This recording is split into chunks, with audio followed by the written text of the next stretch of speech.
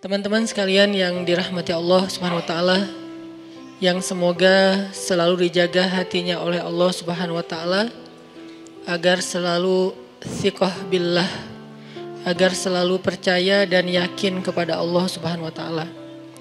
Karena kelemahan kita itu berawal saat kita mulai meragukan Allah. Dalam segala dinamika hidup, kita selalu butuh Allah. Kita butuh Allah ketika Allah kasih kita ujian, bahkan tetap kita butuh Allah ketika Allah kasih kita nikmat. Kalau kita butuh Allah saat diuji, agar kesabaran kita terjaga. Karena orang yang tidak ditemani atau dibersamai oleh Allah Subhanahu wa taala ketika dia sedang diuji, maka dia akan mudah untuk berkeluh kesah, bahkan berputus asa.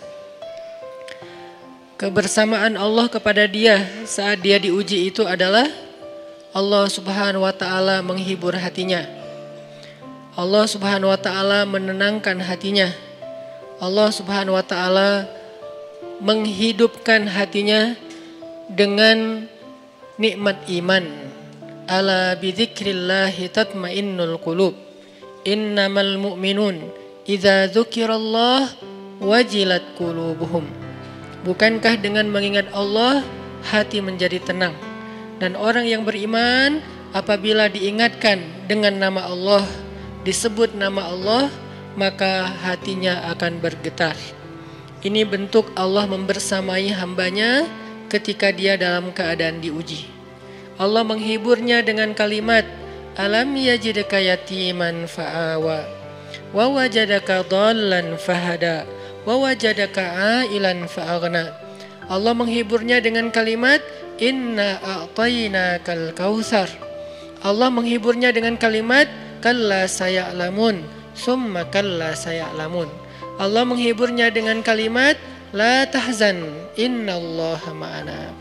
Ini adalah ketika Allah membersamai seorang hamba saat dia dalam keadaan diuji.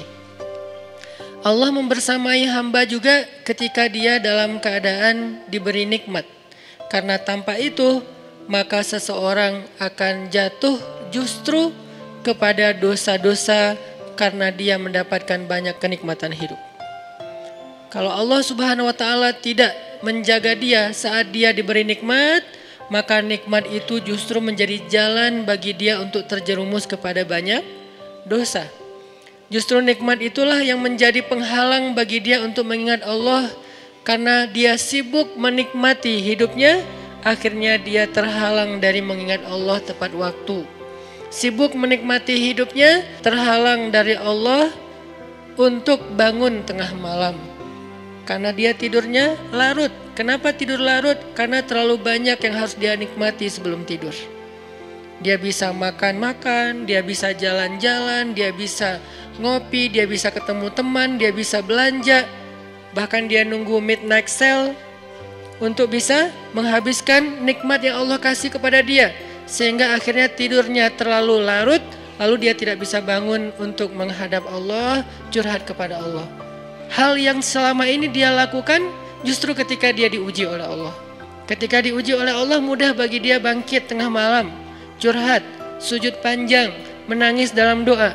Ketika Allah kasih nikmat, curhatnya hilang, malamnya lelap, sampai bahkan subuhnya juga kelewat. Ini kalau Allah nggak membersamai seorang hamba ketika dia diberi nikmat. Sehingga orang yang seperti ini, kalau dalam keadaan seperti ini terus menerus dalam jangka waktu yang lama, nanti dia akan terjebak di dalam istidraj.